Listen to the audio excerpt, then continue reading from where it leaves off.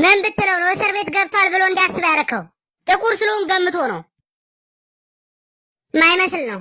እሺ አሁን ምኑ ነው ማይመስለው? በ30 ቀን ውስጥ ገንዘባችን እናገኛለን። ቤቱ የኛ ይሆናል። ምንድነው ችግሩ? ቆይ ችግሩማ አንተ እስር ቤት ገብተህ እንደማታውቅ ማወቁ አይቀርም። ይኸውልህ ስማኝ፣ እኔ ሚስትህ ስለሆንኩኝ ቀጥታ እነግርሃለሁ። በጭራሽ ወንበዴ መሆን አችልም።